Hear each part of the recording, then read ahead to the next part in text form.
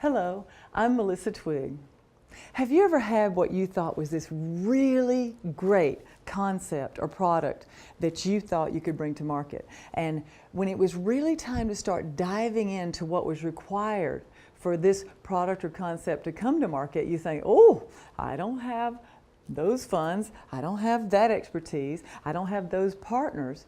And as a result, you just kind of let the concept or idea fade away, and then maybe a year, maybe 2 years later, you see the product or concept on the market. Well, I have.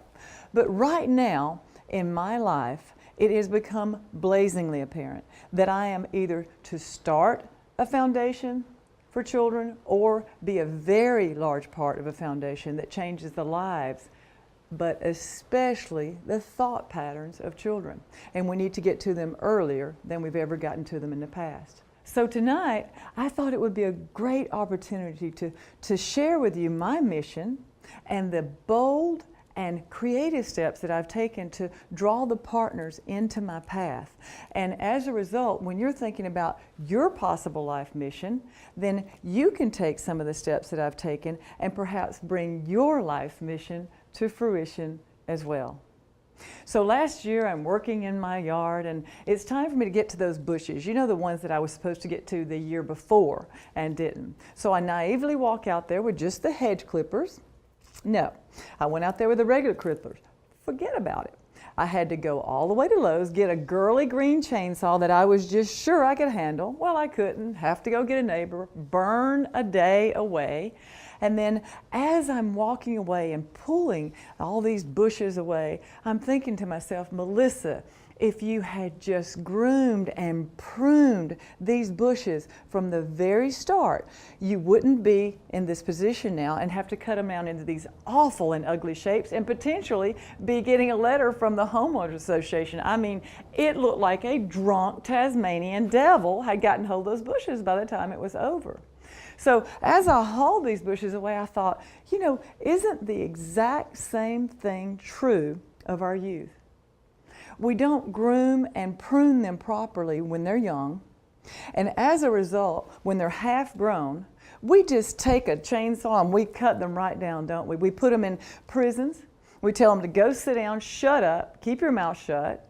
And then they live a life that's mundane, like a hamster on the wheel, or even worse, they continue to live in a cycle of poverty and drugs. And we all know that some people even make a career choice to live off the system forever. Wouldn't it be great if we found a way to not only get them off the system, but to have them feeding our system for life and helping others? So join me at a recent talk that I did and put yourself in my position as you do that. And then hang around after the talk if you'd like to see the mission statement for my proposed foundation, Twigs to Trees.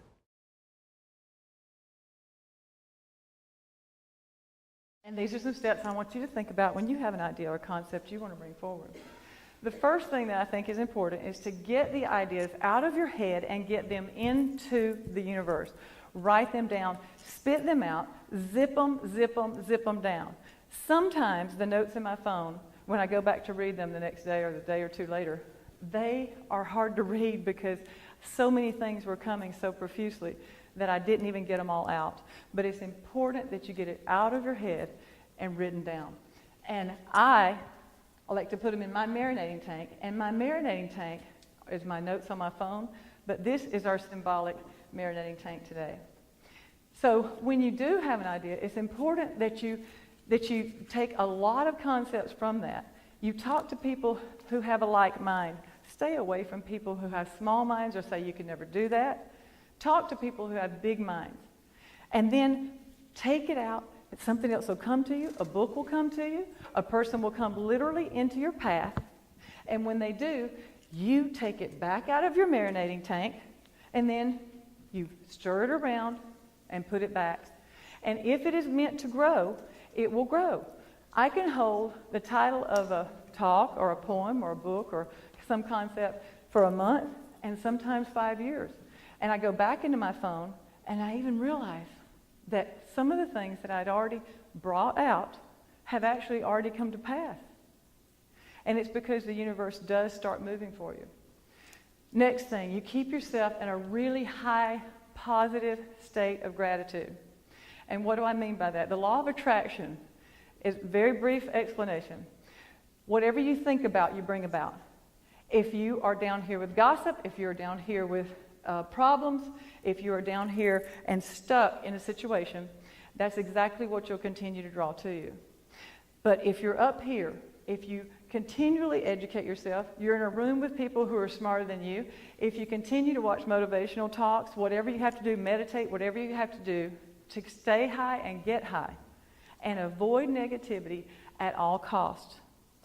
I can't begin to tell you how important that is. Somebody says, Melissa, everything always works out for you. You just always have so much fun and look at everything that you get to do and blah, blah, blah. And I'm like, yes, that's because I intended that. And then you got the person over here that says, nothing ever works out for me. I am always sick. And I try to do this, but invariably something goes wrong. Inevitably something goes wrong. Well, of course it does. You intended that. So you're going to be thinking anyway, get over here on the bus that's going somewhere. And what will happen is you'll attract the partners that you need. You'll attract the fans that you need. You'll attract everything you need if you're here. And if you're here, the law of attraction says we don't care what you're thinking about. If you're thinking about this, we'll be happy to bring you more. And that's exactly what happens. So get yourself in a huge and positive state. Visualize, imagine your concept or mission coming to life. And my favorite, take bold steps that'll move you forward towards the goal and attracting potential partners. Bold and creative steps to move forward. The next thing you want to do is you want to watch for your ideas to gel. You not only anticipate people coming in your path, you're not even surprised when they come. You will see that things that you used to think were coincidences, they're not coincidences. And as soon as you get used to and you anticipate someone coming right in your path, right in your very own orbit, regardless of how small your world is, it is nothing short of amazing. But you anticipate it and you know that it's going to happen. And the last thing is, realize that you do not have to know all the details. The details of how something will work out is absolutely none of your business. If you get bogged down in details, what happens is that's a form of control. And you might be on this path to do something, and then there's something that's better over here. Or there's something that's a different venue over here that's even better, even bigger. And when you try to start controlling all those details that come with it, you get bogged down in it. And you're like, I can't do this. Or now what am I going to do? So stay out of the details and just see it and feel it done already. Biggest sentence I want you to know about tonight. If you want anything, you have to see and feel it done already. All right, so we go back to the manifesting tank. I said to myself, what is really missing with these youth? And I think what's happening is not only our educational system needs some revamping, but I think we're not getting to the kids early enough. So I put that in my marinating tank.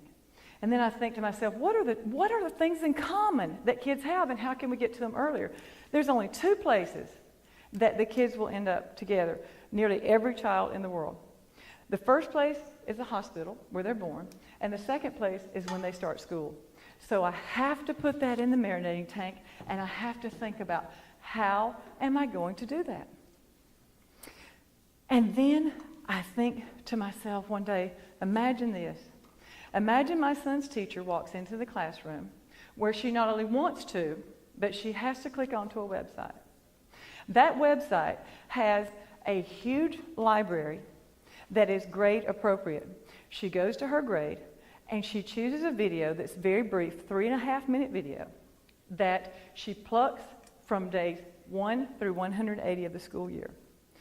She lets the kids listen to that, and that is a video that is done by any number of speakers. It can be a world leader, it can be a mom, it can be another student, it can be any person on earth that has a powerful, empowering, positive message about careers or anything that has to do with the younger kids are going to be down here learning about etiquette, maybe grammar. Then you're going to be learning about bullying when you get up to the mid-grades, and then you're going to be learning about budgeting and different careers as you get to the upper grades. 3.5 minute start to your day every single day starts with something that positive. And then I start thinking about the concepts for the videos. What about a chef? A chef comes in and he teaches you how to read labels, teaches you about carbohydrates, sugars, proteins, and then he teaches you how to cook more healthily or cook simple things more healthily. And then while he's doing that, he tells you about what happens in his day and what education is required for him to become a chef in the first place. Who teaches kids how to find a mentor and how important it is to find a mentor? And then think about this. If they know from the time they're 4 years old that they will be a mentor one day, that it's expected of them and they will have somebody underneath them always, you know, it's hard to act out a lot of times when you know that you've got a younger person watching you. And also, I've always said that the teacher learns as much as the student does. So what if we train kids how to find mentors? What about the kid who was bullied to the point where he actually wanted to commit suicide or maybe even attempted suicide? He comes back and he actually starts a support group. And then he rises above that, and then he's a guest on one of the videos. What about meditation? What about if we teach children how to meditate to control their anger? And then what about if we teach children how to meditate to become more positive or more creative? And think about budgeting. Who's teaching children about budgeting? Parents are doing an awful job of this, and we certainly don't learn anything about it in schools, and that's another thing that I want to change. Imagine this, a series that goes on from the 7th to the 12th grade. And in that budgeting series, the financial advisor tells us how to save, how to spend, how to invest. They tell what it takes for them to become an advisor in the first place. They tell what happens in their day. The possibilities and the speakers are absolutely limitless. Anyone who has an empowering message to share can qualify to have a video. And then comes the icing. The icing is where I want to have a mantra or a pledge that every child, after that 3.5 minute video, has to stand and recite to themselves starting at age 4. This mantra is powerful. It is empowering. It is self-affirming. It pushes a child to think outside of their own small world. And even though I have one in my mind, I want a really large platform. And I want to ask one question. And I'm going to read this because I think it's so important. I don't want to miss anything. And think about this if I were asking you this question. Knowing what you know now about life, if you had to decide one pledge or mantra for every single child to repeat to themselves every single school day, 180 days a year, 14 years per school year, that is approximately 2,500 times in their educational lifetime. That would empower them, grow their self-esteem, help them resource and realize their pure potential while helping to create great world thinkers, inventors, positive, powerful world citizens. What 4 to 6 sentences or what 15 to 20 seconds would you choose? It is a lot to think about. And even though I have one in my mind, I know that I need a lot of opinions. And I would love to ask everyone this question. So when I think about all this, I think, it's all doable? And then I think to myself, man, this is big. I mean, how do I do this? Ask my sons. My goodness, I don't have the computer skills that will allow me to do a huge database like this. I do not have the funds. I do not have the political power that it will take to make this a mandate. I want to make it a mandate.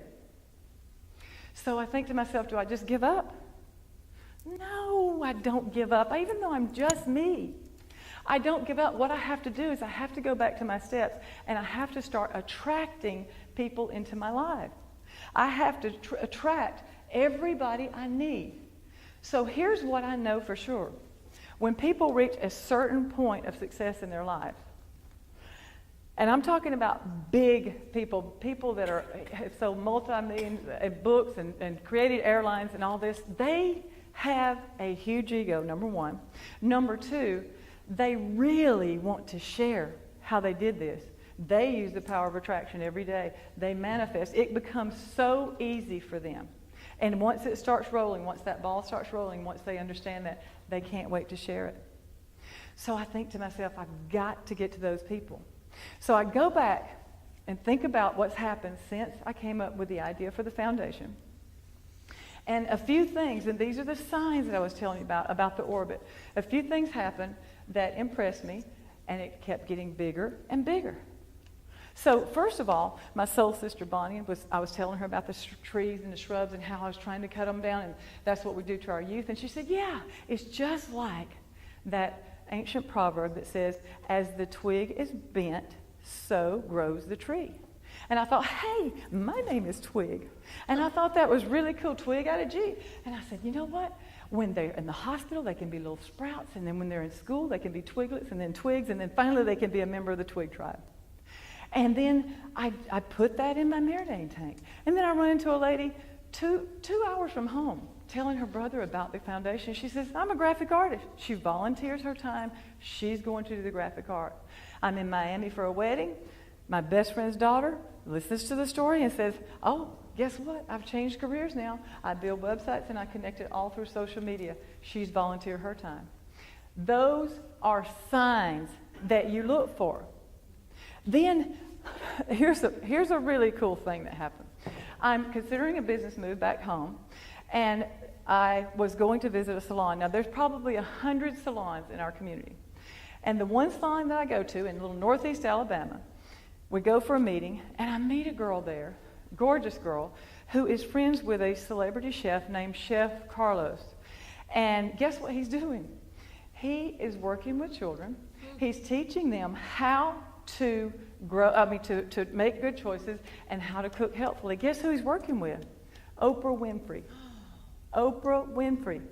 Arguably one of the most powerful women on the planet and one of the richest as well.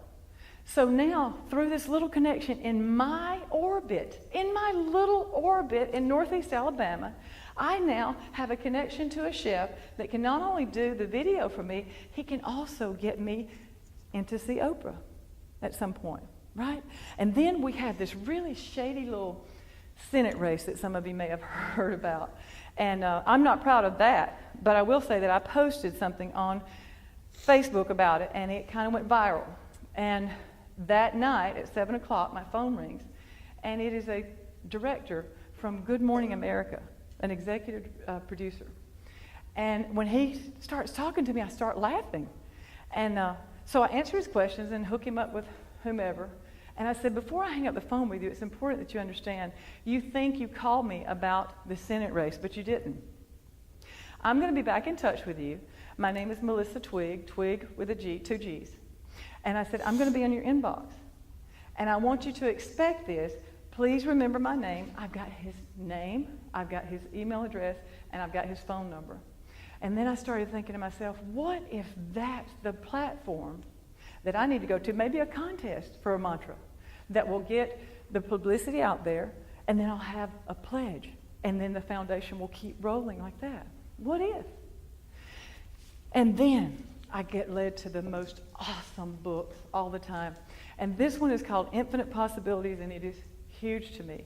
Huge to me. This man, Mike Dooley, was one of the authors of The Secret. And if you have not listened to or watched The Secret, I promise you, it is well worth your time. Please get to that. But this author, Mike Dooley, is responsible for one of my very favorite phrases. And that phrase is, thoughts become things. And they do. Like an airplane did not appear in a field. Somebody had to think, I want a flying machine. That was the thought. And it became a thing, an airplane. This foundation is a thought, but it will become a thing. And so Mike Dooley impressed me so much with his book that I hopped on a plane and went to Florida to a conference to be near him, and about 250 people who have a like mind. And that's important as well, being around people who have like minds. The vibrations were awesome. Everything was beautiful. It was a great weekend. And while I was there, I signed up for something. It's called Notes from the Universe. And this is just a really cool little thing that comes to my inbox. I filled out an application, and I get this personalized note from the universe in my mailbox Monday, Wednesday, and Friday. Comes in about 4:30 a.m. Here's an example of one that I got recently. So it's just pleasant. It's kind of like opening a gift every day. And I think to myself, he's got some really, really clever ones too. And he's got about 1 million people on there right now. And I think to myself, Self, imagine if we taught these little 4-year-old children to fill out, they already got a computer in their hands, teach them to fill it out, make a personalized message. And what if they get a message that's called Student Notes from the Universe? And they get it once a year, once a month. They can get it on their birthdays, whatever. But think about that, starting that early. We're inputting all these positive messages into their brains. And guess what? He's already got the system set up. He's got 1 million people on there now. What's another 1 million or 2 people on there? Or 6 million? Or 1 billion? And guess what else? Mike Dooley has a 3.5-year-old daughter. You think he's not invested? You think he doesn't want to make a mark on the world? He does. And guess what? He's my brother now. That's him and that's us at a conference. Isn't that cool? So anyway, I thought, this is really moving along, right? Then I'm led to this book. This is the best book I've ever read, and it came just in the nick of time. And again, here's what I want to get across to you. When these things come in your path, when all these things happen, they're not coincidences. You used to think they were, but I don't think that anymore. I know they're not. So this is called The Code of the Extraordinary Mind. And this man's name is VIshen Lakhiani. And guess what this millionaire, billionaire author, best-selling author, entrepreneur, and huge humanitarian is up to? He is going to change the entire global educational system. And he wants to make it more life practical. Who thinks it's time for that? Everything you need is on YouTube University. You can figure out how to build anything, how to do anything right there on YouTube. It is time for us to change what we're learning in school. And this man is going to spearhead it, him and his billionaire friends. And they've got the money. He's got the system set up already. He's got the plan in place. He is on a rocket, and he is already capturing the adult market and re-educating them at a phenomenal rate. What if we get somebody like him to help and get to these kids earlier than ever, get his name, get his brand, and so that as these kids come up through school, and as they come up and transition into the job market, it makes it easier and easier for them. They can go to the next step and the next step, and he has a library that he is building unlike anything you've ever seen. And guess what he says in his book? I am an interactive author. Write me, I will write you back. And guess what else he says in his book? He mentions his good friend, Mike Dooley. And I think to myself, wow, I'm going to contact Mike. I'm going to contact VIshen, and guess where this talk is going? The second it gets back from the editing booth, it's going straight to VIshen and Mike Dooley. And who knows what's going to happen after that. Now, VIshen has an A-Fest, and it's somewhere exotic in the world every year. And it is an invitation only. And there's an application. I've looked at the application and filled it out. And he has people that are so famous that go to this thing. He has famous speakers. It's just this incredible event. And this year it's in Sardinia, Italy. And it's there May 31 through June 3rd. And I was filling out the application, and it asked for my media. That's how many people are going to be there that are somebody. So I thought to myself, what could I do that would be really, really bold? So I bought a ticket to Sardinia, Italy, and Corsica, France during that exact same time. In faith, I took a bold step, creative step in faith, and I bought a plane ticket, knowing that I'm going to get an invitation to the A-Fest. And here's what I know about me. Let's just say, for example, I mean, he's busy. Hell, he's changing the entire global educational system. What if he's busy and he doesn't get his hands on my talk, and then I don't get an invitation in a timely fashion? I know me. And I have already seen and felt it done already. I even smelled the seawater that was coming in to this 5-star resort as I'm sitting there on the sofa having a beautiful cocktail and waiting on VIshen to walk straight through that lobby. And when he does, do you know what? If he has not asked me to the conference yet, I'm going to hand him this talk. I'm going to do something that bold. And I know that all of you are probably not as bold as I am, but here's my view on embarrassment. It's either quick to fade, or it makes for one hell of a story at cocktail hour or in the retirement home. So I'm telling you right now, whoever ends up in my retirement community is going to think they have hit the flipping lotto. We are going to have so much fun. So here is what I'm trying to say. Regardless of whether you're as bold as I am, I do want you to step out and do something that you have never done before. Just say to yourself, I'm going to do this. Do it. Embarrassment's quick to fade. Do it anyway. Bring it out of your head. Let it marinate. Anticipate someone coming into your own orbit, and never think that it's a coincidence, because it's not. If you are on the right path, everything will start to roll for you. And then you have to push the universe too by taking bold steps in faith. And then you have to leave the details to the universe. Just let it unfold. Don't try to control it, and see what becomes of it. Yes. I would love to see your mission come to fruition. Stay tuned, my friends. Stay tuned. Thank you, Sardinia!